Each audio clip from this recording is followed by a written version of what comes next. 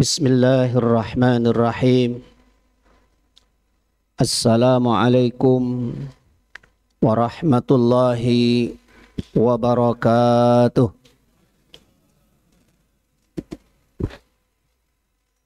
Alhamdulillahilladzi ja'ala syahra ramadana sayyidash syuhur wa dha'afa fihi al-hasanati wal ujur.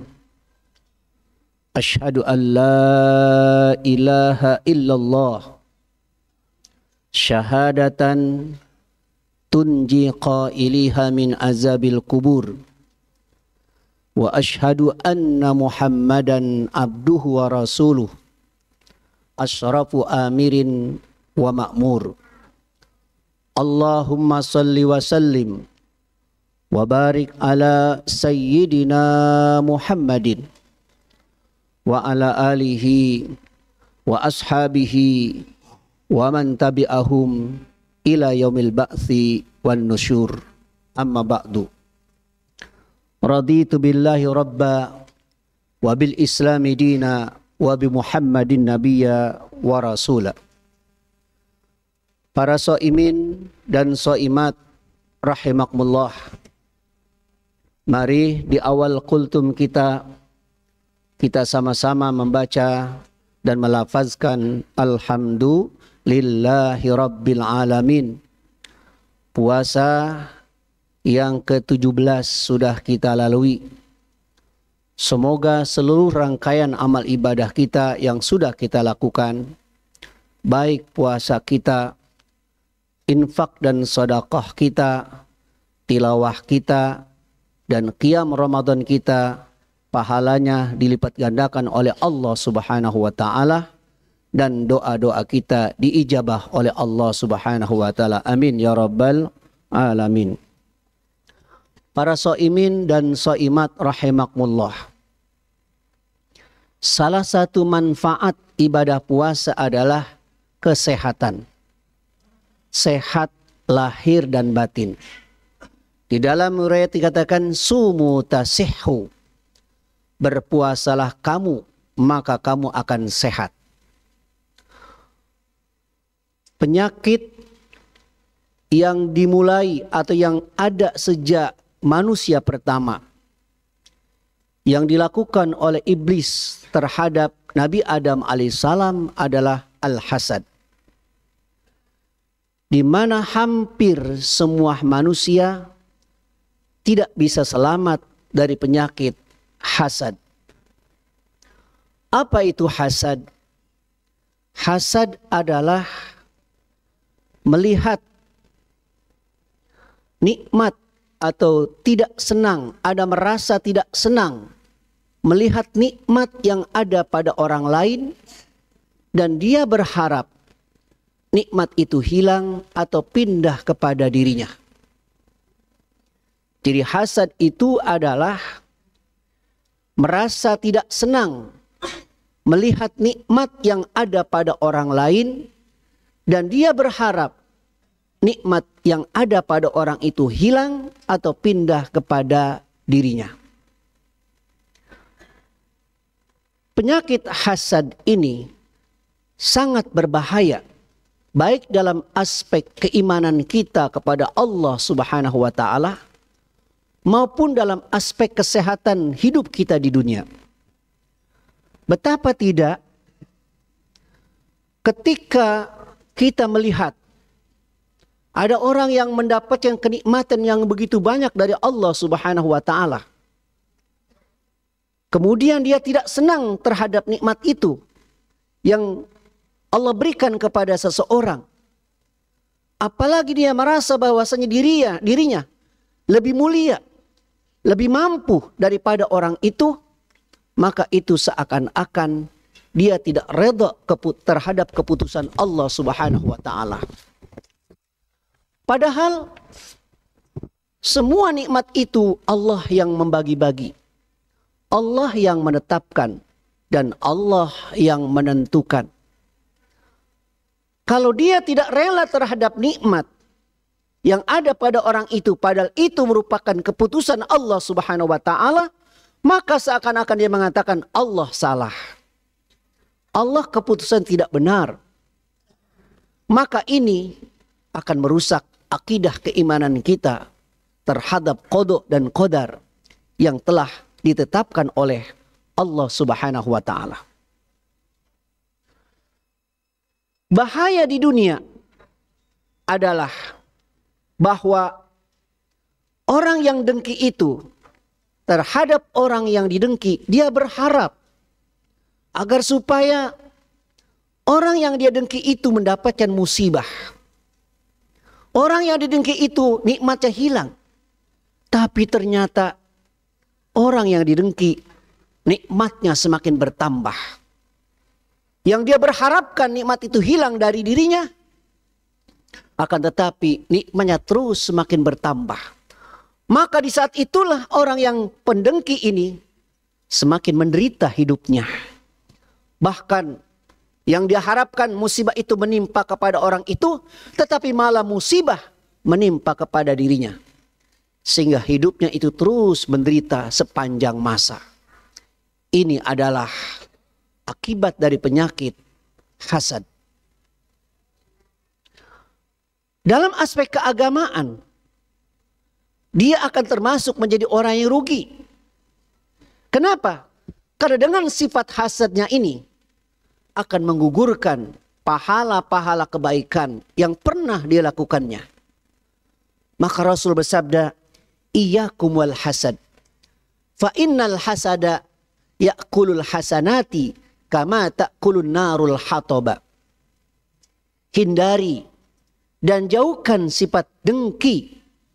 Karena sesungguhnya sifat dengki itu akan menggugurkan pahala-pahala kebaikan yang pernah engkau lakukan sebagaimana api melahap kayu bakar. Sedangkan orang yang didengki ini, dia beruntung. Karena musibah yang diharapkan oleh pendengki ternyata itu tidak menimpa kepada orang yang didengki. Bahkan bisa jadi nikmat yang ada pada orang itu terus ditambah oleh Allah Subhanahu wa taala. Sehingga dia tidak mengalami kerugian apa-apa. Dia bisa makan dengan nikmat dan tidur dengan nyenyak. Berbeda dengan orang yang dengki. Makan selalu tidak nikmat dan tidur pun sulit untuk memejamkan mata. Keuntungan yang kedua adalah dia termasuk orang yang mazlum. Orang yang dizolimi. Kita tahu bahwa orang yang dizolimi nanti dari akhirat, dia akan mendapatkan pahala yang begitu besar dari orang-orang yang menzoliminya.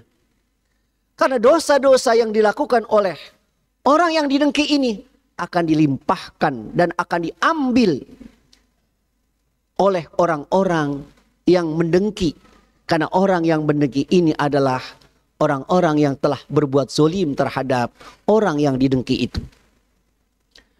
Para so'imin dan sohimat rahimakumullah.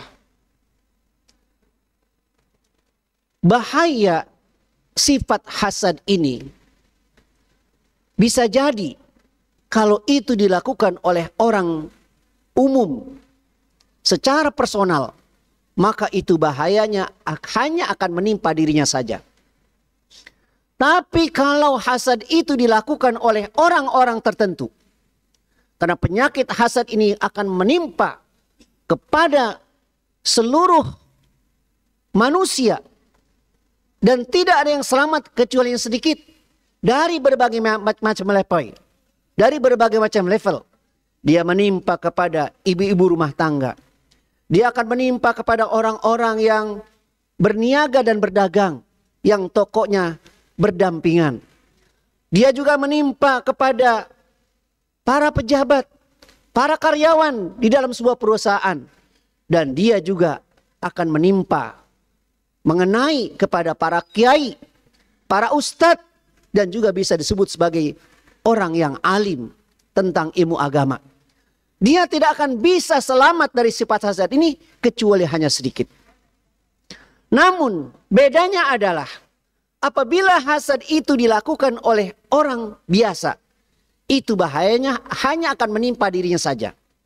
Tetapi apabila hasad itu dilakukan oleh orang tertentu, seorang ustadz, seorang tokoh yang banyak pengikutnya, maka bisa jadi ketika dia hasad kepada seseorang, kemudian murid-muridnya, para pengikut-pengikutnya pun akan ikut serta sebagaimana yang dilakukan oleh ustadznya, oleh kiainya, atau oleh tokohnya. Dan ini sangat berbahaya. Oleh karena itu kita lihat, baik itu dalam sebuah organisasi, baik itu dalam sebuah pergerakan dakwah, maka banyak sekali kejadian-kejadian yang sangat memilukan, di mana ketika dia tidak suka kepada ustadz tertentu, kepada orang tertentu, lalu disampaikan kepada para jamaahnya, jamaahnya yang tidak tahu apa-apa, kemudian ikut membenci dan ikut hasad kepada orang tersebut. Dan inilah bahaya dari sifat hasad, yang apabila itu dilakukan terhadap para tokoh atau ustadz, maka bahayanya itu bukan hanya menimpa kepada dirinya saja, tetapi dia akan mendatangkan bahaya kepada yang lainnya. Apa obat dari sifat hasad ini? Kata Imam Ghazali, obatnya dua. Satu adalah al-ilmu, yang kedua adalah al-amal. Dia harus mengetahui tentang betapa besar bahaya hasad ini, baik di dunia maupun dari akhirat. Maka oleh karena itu harus dia obati penyakit hasad yang ada pada dirinya itu. Kalau dia sudah memahami bahwa sifat hasad itu sangat berbahaya, maka dia harus melakukan amalan-amalan yang mampu bisa menjauhkan sifat hasad itu. Di antara sifat hasad ini, yang pertama di antaranya adalah karena orang itu memiliki hati yang keruh, hati yang kotor. Maka hati yang keruh dan hati yang kotor ini selalu dia tidak senang melihat ada orang yang mendapatkan nikmat. Dia selalu tidak suka melihat orang yang mendapatkan nikmat, padahal dia sendiri tidak mendapatkan.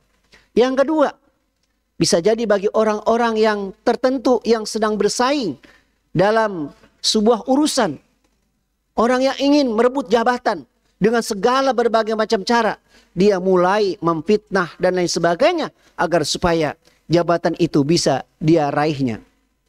Dan banyak faktor-faktor yang lain yang itu bisa menjadi sebab hasad. Di antaranya juga adalah dia merasa lebih mulia. Inilah yang dikatakan oleh iblis, ana khairu minhu khalaqtani min nar wa khalaqtahu min tin.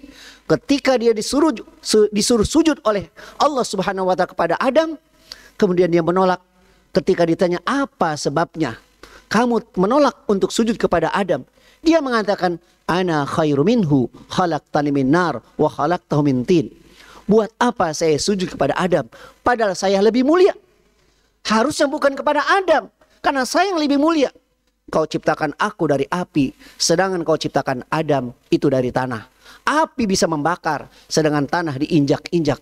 Maka itulah iblis yang karena dia merasa dia lebih mulia, merasa lebih mulia daripada Adam, maka dia menolak untuk sujud kepada Adam. Pada itu perintah dari Allah Subhanahu wa taala, bukan sujud untuk menyembah, tapi sujud sebagai bentuk memuliakan Nabi Adam alaihissalam. Hadirin rahimakumullah, marilah di akhir khutbah ini kita pegang dada kita yang kiri masing-masing. Semua kita raba dada kita. Apabila di dalam hati kita masih ada orang yang kita benci, masih ada orang yang kita hasadi, maka beristighfarlah kepada Allah 3 kali. Astagfirullahalazim, astagfirullahalazim, astagfirullahalazim wa atubu ilaih.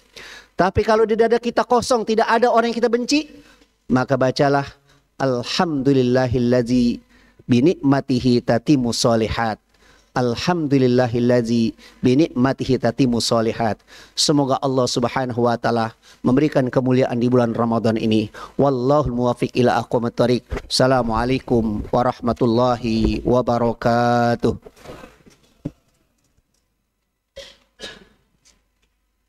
Sallu